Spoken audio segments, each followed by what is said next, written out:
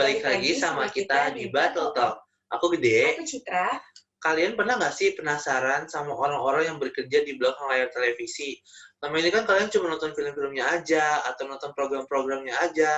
Tapi sebenarnya tuh ada banyak orang-orang yang nge-build acara itu, mempersiapkan acara itu biar bisa terkenal atau bisa ratingnya tinggi kayak sekarang gitu. Nah, abis ini kita bakal ngajak ngobrol orang-orang yang ada di belakang layar tersebut. Kira-kira mereka itu ngapain aja sih gitu. Tapi sebelum itu kita tonton dulu kali ya VT-nya. Keterangan di laga menentukan mendapat sambutan. Suruh ke center Angginya 1 minute. Ayo, siapa di sini yang sering nonton TV?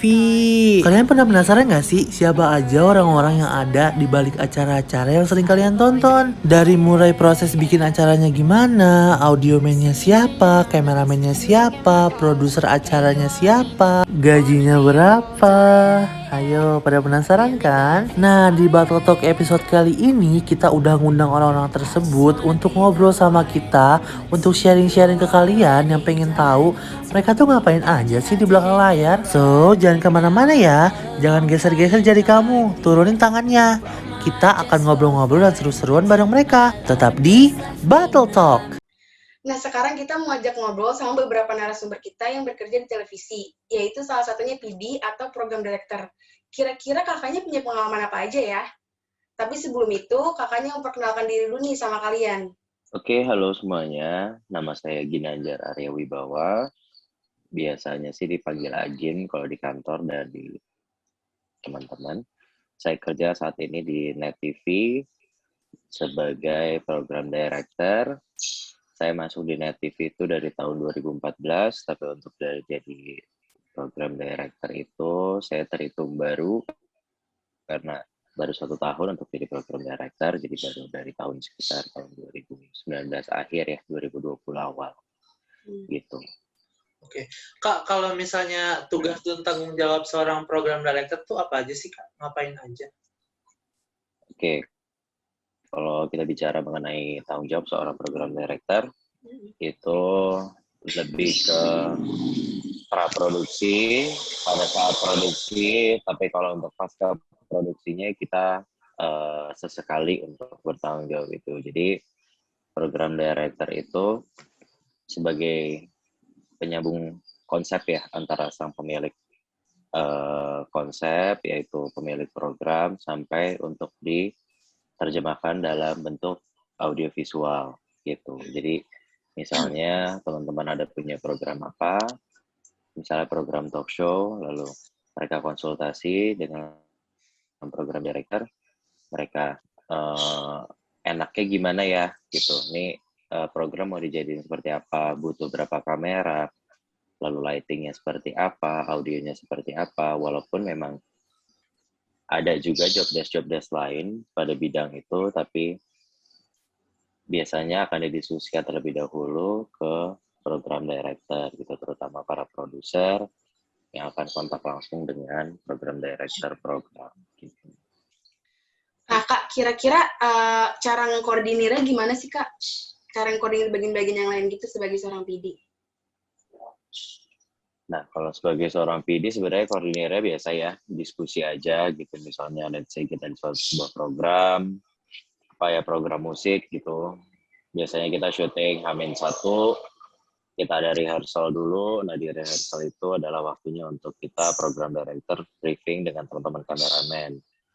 Misalnya apa yang mau kita ambil, gambarnya, pada lagu ini kita mau pakai treatment kamera seperti apa, lalu pada lagu selanjutnya treatment lighting yang mau dibuat seperti apa, lalu audionya bagaimana, gitu. Sebenarnya diskusi kita sih kadang terbentuk pada saat briefing ataupun reading di satu episode produksi program, gitu sih.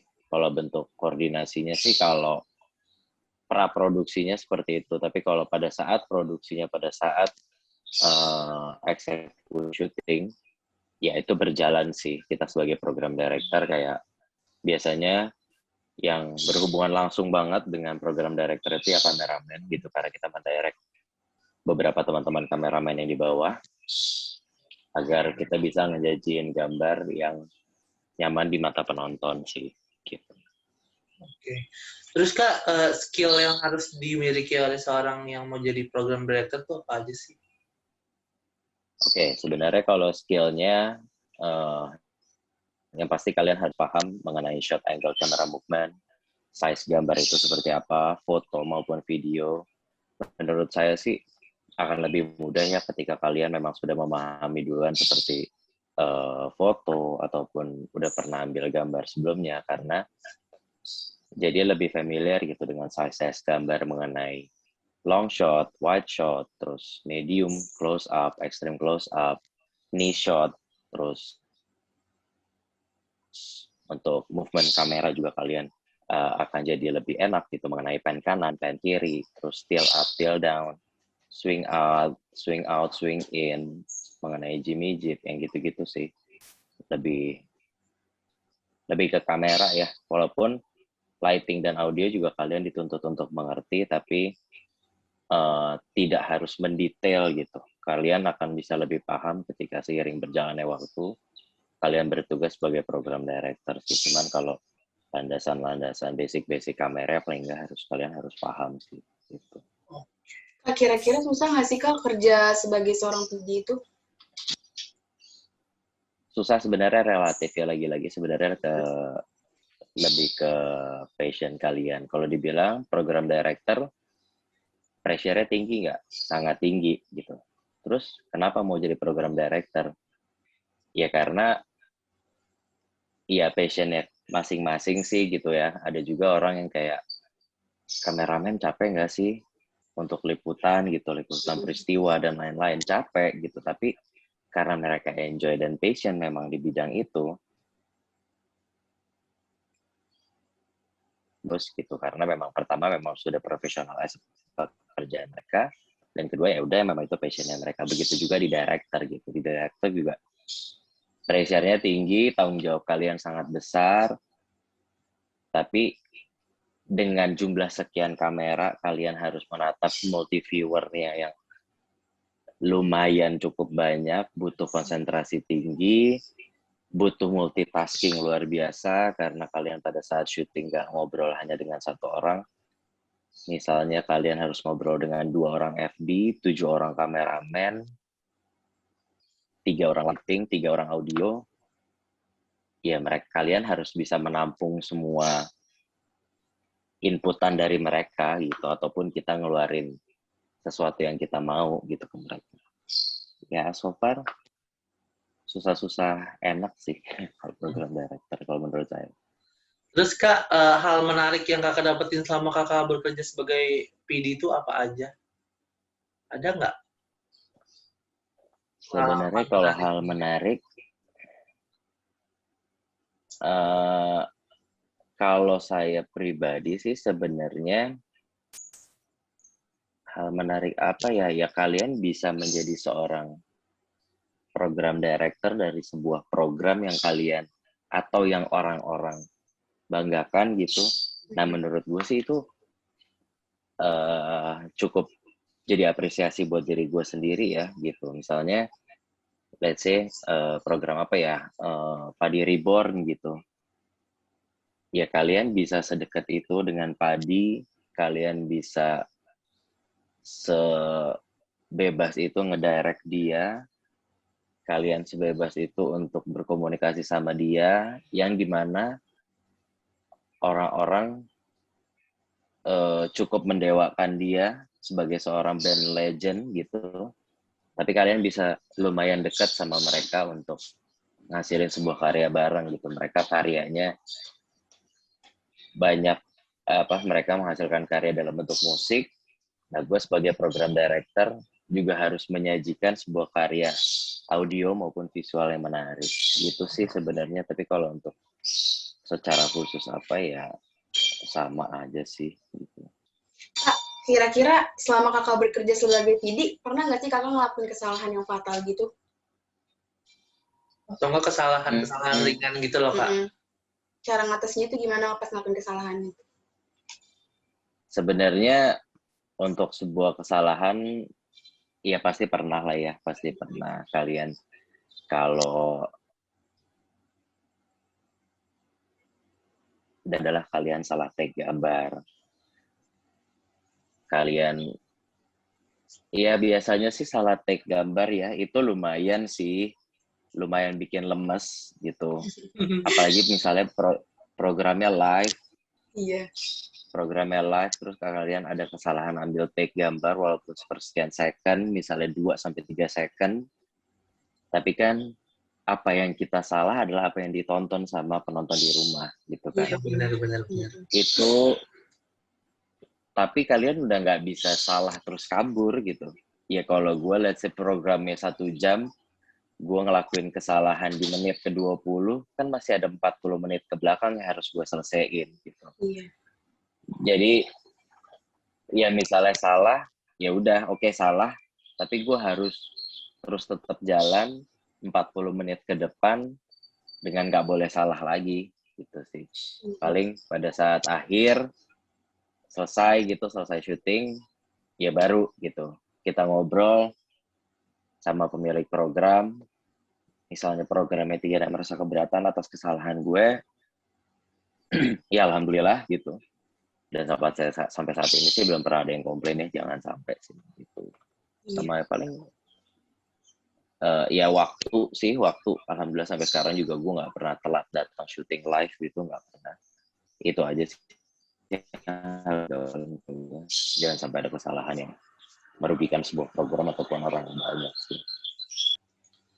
Nah, gimana? Seru nggak? Abis ini masih ada beberapa orang hebat lainnya yang bekerja di belakang layar televisi loh. Jadi jangan kemana-mana, tetap di Battle Talk.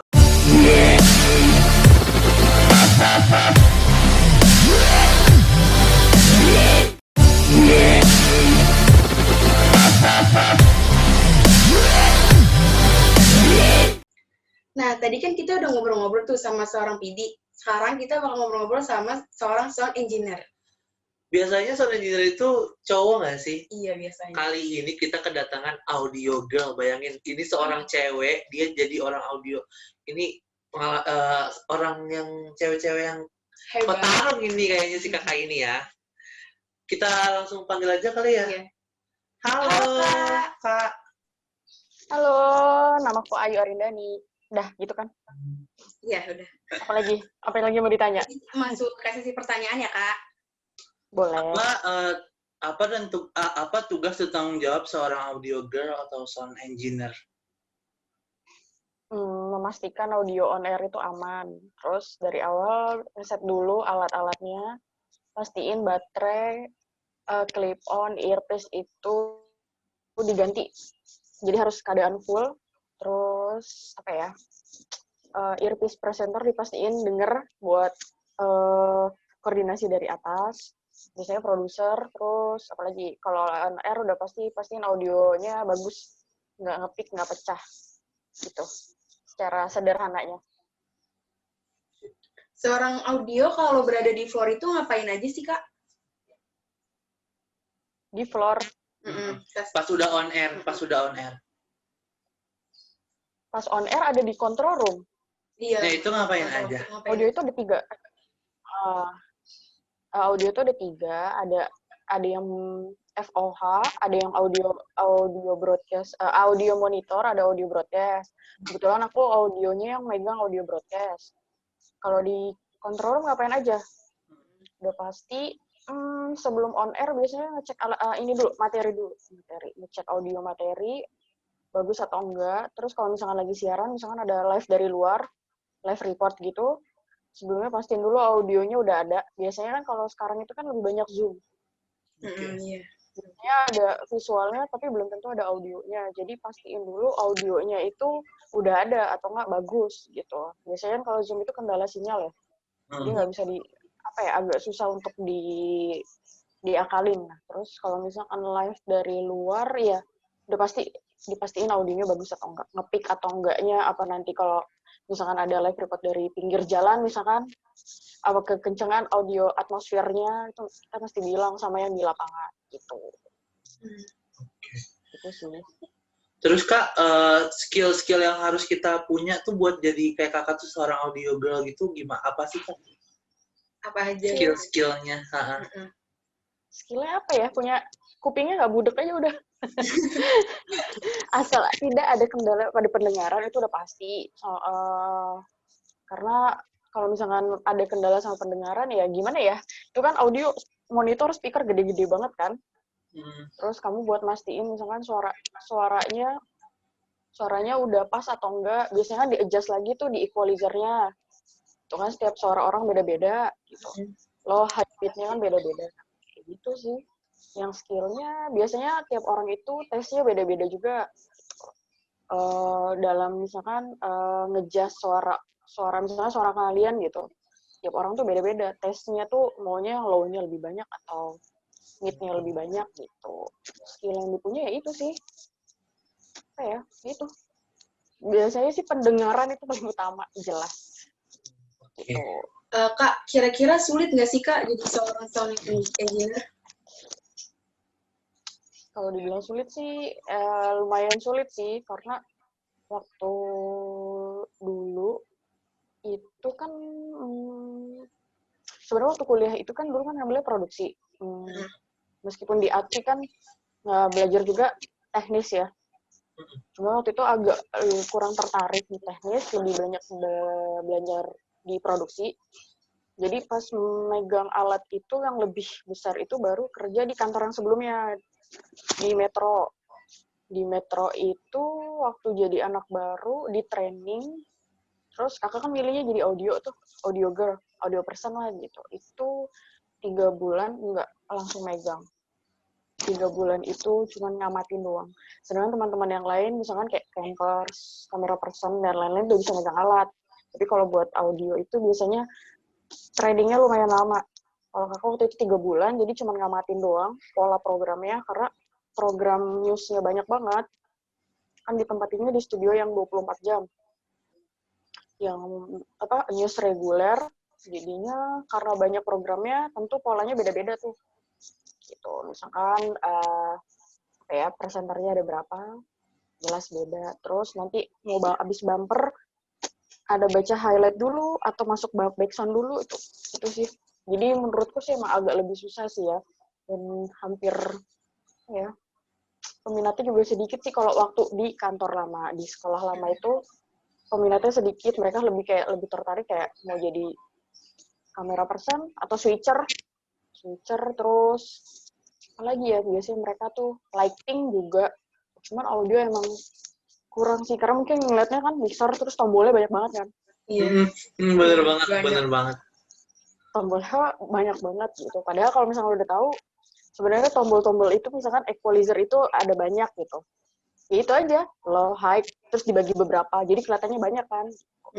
Cuman emang banyak sih. Gitu sih, emang menurutku lebih kayak udah kerja bertahun-tahun belum tentu misalkan udah tahu semuanya gitu. Gitu. Nah, itu kan bisa dibilang kayak susah, sulit gitu ya, Kak. Nah, itu yang bikin Kakak tertarik buat jadi sound engineer tuh apa gitu? Sedangkan itu aja susah gitu, kita ngeliatnya aja ribet gitu. Dari banyak pekerjaan lain, kenapa Kakak tertarik jadi Iya. sound engineer? Karena saingannya dikit. Itu doang. Karena kalau misalkan nyari yang peluangnya tuh yang orang nggak banyak suka sih sebenarnya waktu di sekolah lama tuh, di kantor lama itu nyari yang orang ngelihatnya tuh apa ya, orang misalkan lebih banyak tertarik jadi campers gitu. So aku milihnya yang orang banyak nggak tertarik, aku pilih itu. Karena pasti nanti kamu pun misalkan kerja pun campers tuh banyak. Ya nggak sih? Iya Kak, benar. Kamu pasti nemuin yang kayak, lu jadi apa? Campers tuh banyak. Tanpa aku ingin bagian lain ya, enggak. Cuman waktu itu aku milihnya cari yang orang tuh peminatnya sedikit. Itu sih awal mulanya. Karena waktu awal itu teman-temanku lebih banyak milih mau jadi kamera person. Yang jadi audio girl tuh audio person nggak ada, dan aku doang. Gitu. Berarti kakak itu pas ini kakak bisa dibilangnya kayak istilahnya gimana ya, kayak nyarinya yang saingannya sedikit kan berarti kan? Iya. Nah, dari kakak sendiri tuh dari waktu kuliah udah menguasain audio banget belum sih kayak gitu? Udah ada apa istilahnya ilmu tentang audio atau belum gitu? Kalau basic audio, kalau teori audio kan udah pasti dikasih di kampus kan? Iya. Tuh, ya itu kepake sih waktu awal-awal tuh masih fresh banget tuh dari kampus, gitu masih fresh. Terus paling enggak udah tahu bedanya analog digital tuh apa. Ya kan? Terus dari segi level analog sama digital tuh bedanya di mana gitu kan. Basic-basicnya tuh harus tahu. Kadang kan yang jadi misalkan kerja di TV ada temen lulusannya bukan broadcast gitu. Mereka misalkan secara teknis, secara praktek bagus, tapi misalkan mereka kadang nggak banyak tahu tentang teorinya gitu. Nah, kalau waktu aku tuh kebalik, aku lebih banyak tahu teori karena kan balik lagi waktu kuliah sebenarnya kurang mendalami tuh. Jadi kalau misalkan ada pelajaran audio, Ya sih sama. kamera, lighting itu aku sebenarnya agak kurang meminati karena aku lebih suka kayak bikin program, Iya. Iya, suka belajar, bikin konsep kayak gitu. Tapi nanti kalau misalkan kerja kan nggak ada yang tahu ya. Sebenarnya ini kayak kecebur ya nggak disengaja. Gitu. Seru banget nggak sih? Tadi kita udah ngobrol-ngobrol bareng sama PD sama audio. Oh gila, seru banget sih. Abis ini bakal ada lagi, kita bakal ngobrol sama seorang perempuan lagi. Dia bekerja sebagai floor director. Nah, sebelum kita ngobrol-ngobrol bareng kakaknya boleh perkenalkan diri dulu? Wow, perkenalan diri. Halo, aku Tika, floor director di IFP. Kak Giga sekarang kesibukannya lagi gimana nih Kak selama pandemi? Kesibukannya tetap syuting, cuma ini karena kita lagi break yang reguler besarnya. Sekarang kita lagi persiapan menuju ke Liga Dangdut Indonesia 2021. Oke. Capek ya Kak? Kak, Relatif lah. Oke Kak, sekarang kita mulai masuk sesi pertanyaan ya. Pertanyaan pertama itu, selama kakak bekerja sebagai seorang FD, kakak pernah nggak sih ngelakuin kesalahan fatal? Kalau yang fatal banget enggak sih, nggak pernah, alhamdulillah. Kesalahan kecil sering, kalau fatal enggak. Kesalahan kecil itu contohnya kayak gimana Kak? Dan sampai merugikan atau enggak? Kalau merugikan enggak ya. Kalau di FD sendiri kalau misalnya fatal, kayaknya nggak pernah dia ada yang melakukan kesalahan fatal. Kesalahan kecil kayak misalnya salah manggil artis atau standby artis di segmen itu padahal sebenarnya belum. Apalagi ya lupa nyiapin hal-hal yang sebenarnya harusnya dimasukin di acara itu tapi kitanya lupa. Ya sepele, nggak bisa dibilang sepele juga, kesalahan tetap kesalahan sih. Iya bener sih. Oke, pertanyaan kedua ya Kak. Kakak, apa yang bikin kakak tuh pengen gitu jadi FD kan otomatis sebelum kakak jadi FD kan kakak nih ada target nih pengen jadi FD atau gimana? Itu yang bikin kakak punya target jadi FD, tertarik jadi FD itu apa Kak? Awalnya sih nggak ada, malah nggak tahu dulu tuh FD itu apa, ngapain. Cuma kebetulan pas ngelamar kerja, keterimanya jadi FD. Wow, keren ya. Bagus sih. Keren ya. Super kan? Iya, keren. Saya nggak tahu FD itu apa, mau ngapain. Jadi FD ya. Aku mau tanya lagi Kak, tugas dan tanggung jawab seorang FD itu apa sih Kak? Apa aja tugas Banyak. tanggung jawabnya? Banyak sih kalau misalnya mau dijabarin akan jadinya banyak banget. Cuma secara garis besar itu floor director itu menjaga flow acara biar semuanya bisa berjalan dengan lancar. Mulai dari artisnya, propertinya, treatment di panggung, terus intinya sebenarnya flow kita itu gimana caranya penonton di rumah bisa ngelihat satu acara itu flow-nya enak aja. Itu tugasnya. Tadi kan kakak bilang kakak tuh juga nge-handle artis ya Kak? Nah itu contohnya tuh kayak gimana sih Kak? Contohnya artis. Banyak mulai dari GR. Biasanya FD itu bukan membantu pada saat gladi bersih. Terus nanti pas on air-nya kita juga yang mempersiapkan artisnya. Terus perintilan-perintilan yang harus dibawa artisnya, misalkan entah apa properti yang harus dibawa artisnya atau bajunya mesti kita lihat apakah pantas untuk ditayangkan secara on air atau enggak, macam-macam. Nah, Kak, kira-kira pernah nggak sih ada artis yang susah banget Kakak arahin buat ngelakuin sesuatu gitu? Ada banget. Biasanya Kakak ngelakuin apa? Ngelakuin apa tuh? Kalau FD itu biasanya pendekatan ke artis beda-beda ya. Secara personal beda-beda. Jadi kita harus tahu gimana caranya biar sebenarnya gini, kita harus jadi teman dulu buat artis ya. Kalau udah jadi teman, nanti kita ujung-ujungnya nge-briefnya akan enak, direct-nya juga enak. Terus akhirnya flow-nya itu jadi lebih smooth gitu. Oh gitu Kak, oke. Aku mau tanya lagi, skill yang harus dimiliki oleh seorang floor director tuh apa sih Kak? Dasar-dasarnya, skill dasarnya. Supaya bisa jadi seorang floor director kayak Kakak. Iya. Aku nggak tahu ya kalau menurut FD yang lain, cuma kalau aku pribadi, public speaking itu wajib. Pribadi. Karena sekali lagi floor director itu nggak cuma harus bisa bicara ke artis doang. Kadang-kadang kamu harus ngomong ke penonton yang ada di studio, dan kelas penonton di studio itu kan macam-macam ya. Ada yang biasanya kita sebut penonton alay atau kadang-kadang tamu. Jadi seorang floor director itu menurut aku public speaking secara formal maupun informal itu harus bisa. Kalau untuk yang lainnya, biasanya floor director itu menambahkan skill-skill kayak basic lighting, audio,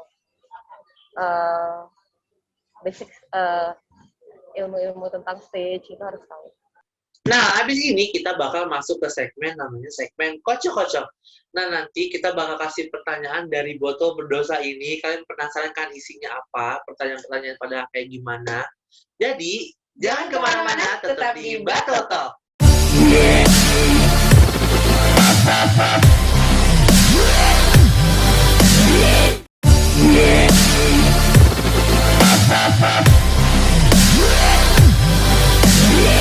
Balik lagi di Battle Talk. Ya, kita udah masuk segmen terakhir nih.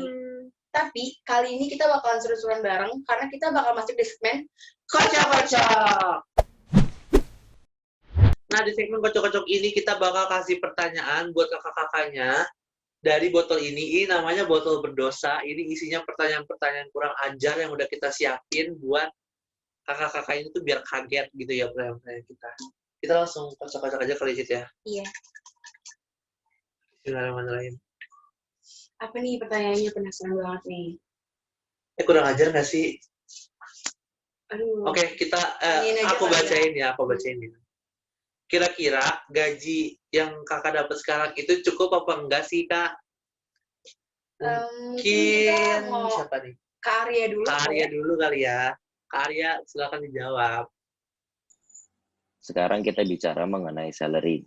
Iya. Nah, kalian nggak bisa jadi orang kaya kalau kalian masuk di industri televisi atau di industri media. Itu sih yang kalian bisa ingat gitu. Tapi kalian memang nggak bisa kaya sih, tapi kalian bisa ngasih manfaat banyak ke orang-orang di sana melalui televisi, melalui radio, melalui cetak. Iya benar. Tinggal arahnya kemana nih kalian maunya. Orang misalnya banyak yang bilang bahwa iyalah ngapain sih lo kerja di TV, mendingan lo kerja di bank, jelas gajinya gede. Ya lu aja gitu. Yang taksi lo adalah uang, ya silakan gitu. Karena kalau memang lagi-lagi karena memang basic gue emang udah dimasukin yang seperti ya sejujurnya ilmu itu yang gue dapetin di Kompas dulu pada saat gue masuk di 2013. Lo kalau nyari duit, lo keluar sekarang, lo jangan masuk ke media. Lo nggak bisa nyari duit di media. Lo bisa kaya, tapi tidak sesingkat lo masuk di perusahaan swasta lainnya. Tapi kalau kalian masuk di media, kalian bisa ngasih energi positif yang banyak ke masyarakat di luar sana gitu. Melalui karya tulisan, melalui karya video, melalui karya foto. Kalian bisa banyak ngasih informasi yang berguna gitu untuk orang-orang di luar sana. Kalau gue sih prinsipnya gitu, dan gue mikir, oh iya berarti gue ada di situ sekarang. Jadi kalau dibilang salary gue cukup kalau gue sekarang gitu. Alhamdulillah cukup. Alhamdulillah cukup. Cukup, harus disyukuri semuanya. Iya benar. Iya. Oke. Nah, tadi kita udah ngeluarin salah satu pertanyaan yang menurut Citra itu juga kurang ajar banget. Iya, Karena sensitif kita banget. tanya soal gaji. Kira-kira bakal ada pertanyaan apa lagi yang bakal keluar dari botol berdosa ini? Kita mulai lagi ya kali langsung ya. kontak aja, Cit. Semoga kurang ajar lagi, semoga lebih kurang ajar. Wah, aman sih kali ini pertanyaannya. Bacain. Oke, kita bacain ya. Menurut kakak, di dunia pertelevisian Indonesia sudah berkembang sejauh mana sih? Udah berkembang lumayan ini ya, apalagi ya sekarang nanti menuju era digital, TV digital, TV analog akan ditinggalkan gitu. Makanya kan sekarang aku kerja di C2D, itu TV streaming gitu. Nah, karena nanti kedepannya akan ada TV-TV digital itu makin banyak gitu kan. Iya. Analog akan ditinggalkan. Jadi menurutku sekarang sih nanti kedepannya, setauku ya, karena dalam kurun nggak lama lah, nanti semua TV itu akan punya TV digitalnya gitu. Pasti punya.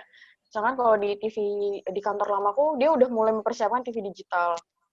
Namanya Magna Channel. Jadi udah pada punya channel gitu. Kayak aku misalkan siarannya udah di TV streaming, udah bisa masuk ke TV berbayar, terus misalkan masuk ke UCTV dan lain-lain gitu. Jadi menurutku sih perkembangannya lumayan cukup pesat ya, karena udah menuju era digital juga. Menurut gue ya, nggak ada perkembangan yang signifikan ya. Kenapa? Karena televisi kita adalah sebuah industri. Industri itu berhubungan dengan cuan. Iya benar. Jadi tuntutan industri adalah yang kita salurkan demi kita dapat cuan. Itu doang sih. Gitu. Karena ya kalian tahu sendiri, perusahaan tempat gua kerja menghasilkan karya dulunya tuh kayak gimana gitu, Net. Kita bikin program yang sebegitunya. Tapi pada kenyataannya industrinya tidak harus ke situ sebenarnya. Justru menjadikan kita jadi nggak cuan gitu loh. Benar. Paham kan? Paham. Nah, jadi kita harus bukan menurunkan sih, kita harus menyesuaikan market untuk kita dapat cuan, tapi masih dengan standar-standar yang kita punya dari dulunya gitu. Menurut gue sih itu, karena Net bikin program musik 2.0, 3.0, 4.0 itu segimananya gitu. Tapi ya penonton Indonesia ternyata tidak ada di sana. Hanya sebagian kecil dari masyarakat Indonesia yang bisa nikmatin itu as a quality. Gitu. Ya hiburan kita sih hanya baca-bacain komen orang yang gila ya Nat, kalau bikin acara gila ya gini. Ya tapi ya kalau kita tetap ada di situ terus, ya gimana gitu loh. Iya. Sejauh mana berkembang pesat sih ya. Kalau ditanya sejauh mana, pengalaman aku di TV belum sebegitu banyak kayak teman-teman kru yang udah senior. Cuma kalau menurut pengalaman aku pribadi, nggak tahu ya, kalau aku pribadi berkembangnya sekarang sih lebih ke arah statis ya. Statis maksudnya belum ada untuk di Indonesia sendiri, terutama kalau ngomongin program, rata-rata hampir seragam. Jadi sekali lagi menurut aku pribadi sih masih ya gitu-gitu aja sih. Gak bisa yang dibilang besar banget, tapi dibilang sedikit pun perkembangannya juga enggak juga. Tadi kita udah keluarin pertanyaan yang paling aman, menurut kita yang paling enggak, ya paling basic lah ya, gitu. Sekarang kita bakal keluarin satu lagi pertanyaan dari botol berdosa ini. Iya, kira-kira Kira-kira pertanyaannya bakal aman lagi atau kurang ajar menurut kalian? kita lihat nih. Kita buka ya. Coba deh. Wah, Coba lihat. aman ya sih. Ini termasuk aman-aman berdosa sih. Bacain aja kalau gitu. Oh my god. Kalau nggak masuk dunia pertelevisian, kakak-kakak mau kerja sebagai apa? Jadi apa ya? Sebenarnya nggak pernah kepikiran jadi apa selain di dunia broadcast, karena sebenarnya dari awal emang udah tersusun rapi. Maksudnya dari SMA itu udah nentuin mau jadi apa gitu. Nah waktu itu kakak dari SMA udah kepengen banget kuliah broadcast. Nah gimana caranya untuk bisa tetap kerja di jalurnya yang sama?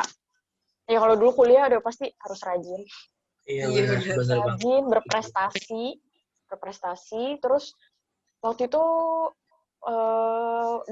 sempat di Indosiar di bagian R&D. Kakak tuh pernah sempat di Indosiar di bagian R&D itu pun karena diajak dosen. Kayak masih ada nggak sih Pak Imam Hanafi? Masih ada. Dosen Tuhan. fotografi. Dosen apa? Fotografi. Iya. Beda orang nih kayaknya. Pak Imam ini kan, Imam siapa namanya? Siapa? Oh, beda orang. Oh, beda. Hartoyo kan? Pak Imam Hartoyo bukan? Bukan. Masih ngajar nggak? Oke. Bukan. Imam Hanafi. Jadi kalau dulu di zaman kakak itu, Pak Imam ngajar programming R&D tentang share and rating gitu. Nah, waktu itu kan dikasih kesempatan, Pak Imam, ya mungkin karena aku di mata kuliahnya dia juga bagus kan nilainya, jadi terus sempat diajak sama Pak Imam untuk di bagiannya dia, hampir setahun lah. Wah. Gitu. Jadi itu awal langkah mulanya tuh dari situ. Makanya aku bilang kan, belajar yang rajin, terus berprestasi udah jelas, karena kan kamu nggak akan tahu ya jalanmu nanti gimana. Iya. Kamu nanti pasti akan dilihat sama dosenmu, oh ini anak rajin gitu, pintar, terus berprestasi. Suatu saat diajak kan nggak ada yang tahu gitu. Awal mulanya itu, terus akhirnya dapat kesempatan, kalau nggak salah ada perekrutan di Metro TV. Aku ikut satu angkatanku, pokoknya itu perwakilan dari kampus ya. Iya. Perwakilan dari kampus, itu satu angkatanku ikut tes di sana, terus yang keterima cuma aku doang. Yang keterima aku doang. Terus aku juga kaget karena waktu itu nggak persiapan sih sebenarnya. Kayak nothing tulus aja kan, karena sebenarnya kan kalau di Metro itu D3-nya itu cuma bisa di bagian teknis. Kalau di produksinya dia harus S1 kan. Jadi sebenarnya saat itu kan udah salah jalur banget, udah pasti sebenarnya nggak bakal keterima nih, karena kan basicnya produksi. Gitu. Nah itu tesnya itu yang kalian pelajarin semua kok. Misalkan udah pasti kan karena teknis itu ada yang kalau dulu di Metro tuh ada bagian elektro, itu biasanya di bagian sistem engineering tuh ada lagi orang-orang siseng, itu biasanya mereka yang ngerti elektro. Tapi di tes itu kalian dites semuanya. Jadi ada elektro juga, terus ada soal broadcast-nya juga, itu sih tesnya kayak gitu. Jadi sebenarnya karena mungkin di ADVI itu semua dipelajarin kan, kalau secara teori pasti tahu. Itu waktu di tesnya pasti bakal tahu. Itu. Jadinya waktu tes itu sebenarnya agak nothing tulus, karena ada beberapa teman misalkan mereka waktu ambil penjurusan itu ngambil ini kok lupa ya. Pak siapa namanya? Pak Ciptono. Kuliahnya ngajar apa deh? Diajarin nggak sama Pak Ciptono? Teknologi transmisi. Enggak ya? Transmisi. Nah, beberapa teman-teman tuh transmisi. Ada yang ngambilnya penjurusannya transmisi. Sedangkan di situ lumayan lah kalau anak-anak itu kan lebih ngerti. Terus misalkan ada yang emang waktu penjurusan ngambil kamera persan ada. Nah, aku doang yang misalkan yang PA. Itu jauh banget sebenarnya. Tapi pas ya balik lagi ya, kalau misalkan tes namanya kerjaan itu, kalau di Metro tersendiri itu ada di mereka tuh ada teorinya. Tes teorinya itu ada elektro, terus broadcast. Itu sih, makanya kalau kalian belajar pasti tahu gitu. Trainingnya pun ya itu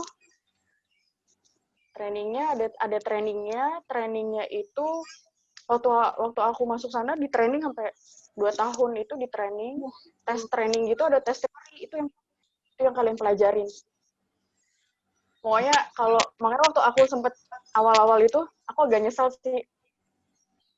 Karena waktu kuliah audio sedikit, kamera hafal baikan, lighting hafal baikan, ternyata aku kerja di sini gitu. Tapi secara basic aku tahu, cuman agak lebih menyesalkan kenapa aku nggak perdalam dulu gitu. Pertanyaannya, kalau saya nggak di televisi, saya jadi apa ya? Iya. Basically, gue kuliah komunikasi jurnalistik, dan gue baru menemukan bahwa kayaknya apapun yang gue kerjakan itu harus sesuai dengan hobi gue. Gitu. Jadi mungkin kalau kalian nanya, kalau gue nggak kerja di TV sekarang, gue pasti akan kerja di media, entah media apapun itu. Karena gue sudah punya basic untuk terjun di dunia. Sebelumnya juga, sebelum saya di TV, di Kompas Gramedia. Gue as a photographer sama writer, penulis gitu. 2 tahun gue di sana untuk konten otomotif, roda 4, mobil, dan lain-lain gitu. Jadi kalau pertanyaannya begitu ya mungkin gue bisa jadi fotografer, freelancer fotografer, freelancer videografer, atau apapun itu, tapi masih dalam lingkup media sih menurut gue. Ya Kak, nggak berasa ya udah hampir 1 jam Kakak udah ngobrol sama kita di sini. Makasih banget udah mau sharing-sharing pengalamannya sama kita, sama teman-teman di rumah yang nonton, sama dosen-dosen kita juga yang ngasih tugas ini. Kita jadi tahu nih banyak hal jadi tentang tugas segala macam yang ada di dunia pertelevisian. Bener banget. Oke, kayak gitu terima kasih banyak ya kakak-kakak. Siap, sama-sama ya. Sukses Iya, teman-teman semua ya. Dadah. Sama-sama. Terima kasih banyak, sukses ya kuliahnya. Nggak kerasa ya kalian udah nemenin kita hampir selama 1 jam. Tadi seru banget nggak sih ada segmen kocok-kocok. Itu kita, meskipun menurut kita itu kurang ajar pertanyaannya, tapi kita jadi tahu gajinya cukup apa enggak. Kalau misalnya mereka nggak kerja di TV, mereka mau kerja jadi apa gitu. Tapi sayang banget ya kali ini kita harus pamit undur diri. Lain kali kita bakal undang narasumber keren lainnya. Jadi, aku Gede. aku Citra. Sampai jumpa di Battle Talk.